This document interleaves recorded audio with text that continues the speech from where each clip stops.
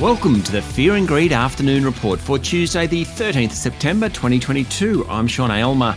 Every afternoon, we've got the 5 stories that happened today that you need to know about. Let's jump into it.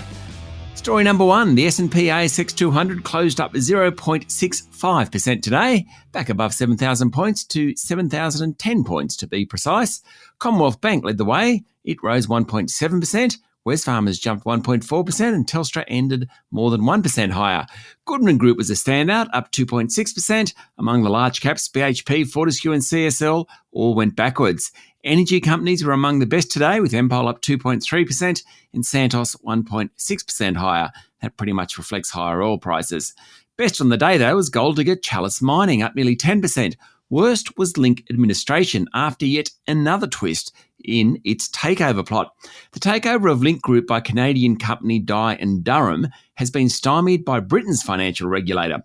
The UK regulator gave the go-ahead to the $2.5 billion buyout, but only if the takeover target set aside £306 million, that's about 520 million Aussie dollars, to cover potential fines.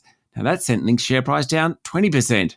And just before we leave markets, the Reserve Bank has waived confidentiality rules to allow current and former staff to provide their views on the central bank to an independent review.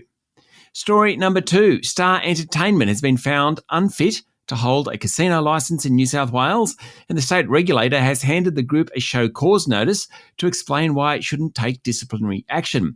The final report of the Bell inquiry was highly critical of the Star, saying widespread misconduct had occurred in the decade leading up to this year. During the 4-month review, it emerged that the Star hid money from the regulator, operated a secret gambling room, breached anti-money laundering measures, allegedly misled banks and may have evaded taxes, and facilitated $900 million of banned gambling transactions. There's a lot in that.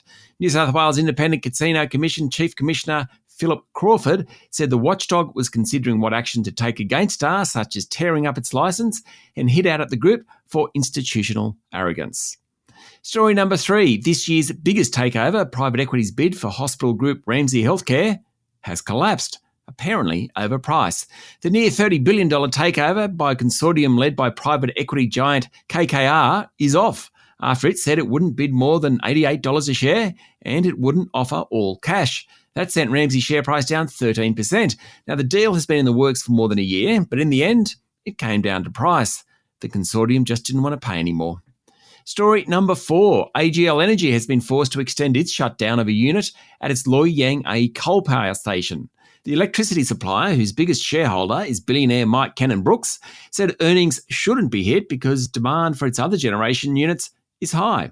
AGL had hoped to restart the unit in the next fortnight, but the group is still waiting on a part from manufacturer GE, which apparently is being made in Switzerland.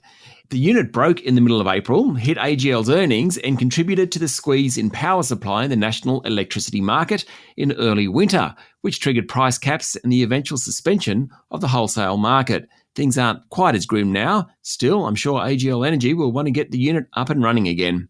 And story number 5, a rocket launched by Jeff Bezos' Blue Origin group burst into flames shortly after launch this morning. The uncrewed rocket took off from West Texas and was carrying experimental items to be tested in a weightless environment, but it became engulfed in flames just 1 minute into the launch. The capsule on top of the rocket, which contained the payload and would be the area where humans sat, detached and parachuted to the ground. It's the first major incident for Mr. Bezos' space exploration group since opening up the service to the public. That's it for the afternoon report for Tuesday, the 13th of September, 2022. Don't forget to hit follow on the podcast and find Fear and Greed on LinkedIn, Twitter and Facebook. Join Michael Thompson and I tomorrow morning for the Fast 5 by Fear and Greed. The top 5 business stories you need to know in just 5 minutes. I'm Sean Aylmer. Enjoy your evening.